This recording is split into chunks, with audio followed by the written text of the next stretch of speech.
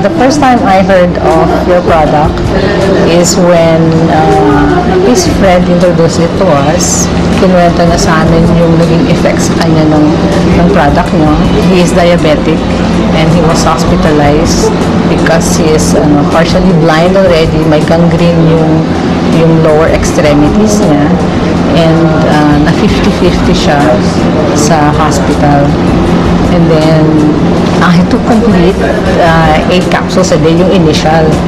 Yun ang prescribe sa kanya. Ako yung doctor doon daw yung sa kanya yung nag-prescribe sa kanya. It was also a doctor. So, pinescribean siya ng 8 capsules a day.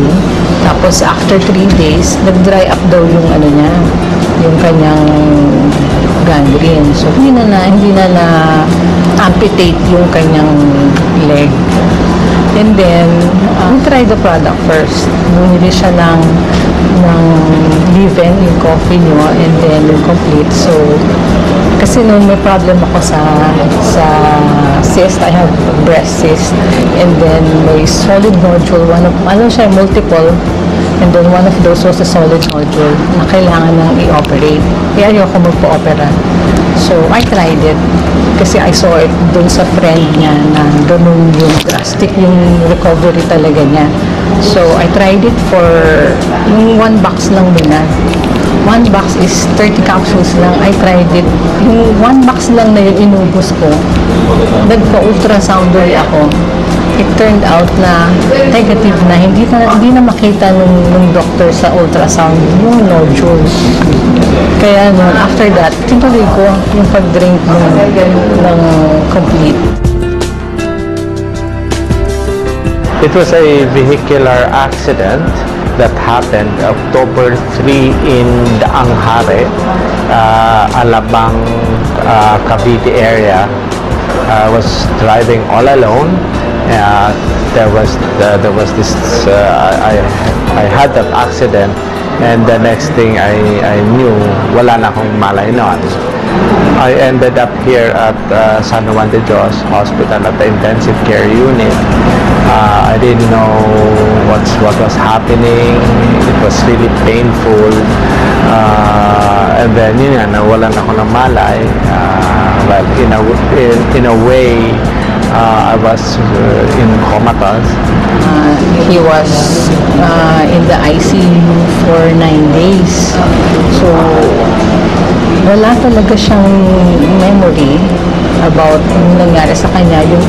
His brain was swollen. Yung sabi ng doctor, swollen yung brain niya.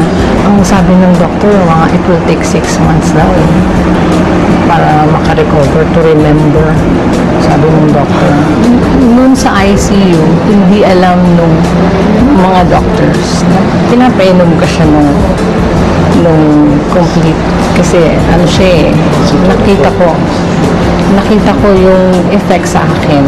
So, binigyan ko siya. Remarkable yung niya, yung recovery niya. Gumising siya. Tapos, nagulat din yung doctor niya sa recovery niya na parang biglaan. So, hindi na siya hindi na nag-operate yung doctor. Hindi na kinailangan ng operation. Sabi ng doctor, maswerte siya. Saka nagulat din yung doctor na ganun kabilis yung recovery niya. Kasi nag-swell down yung swelling sa brain niya.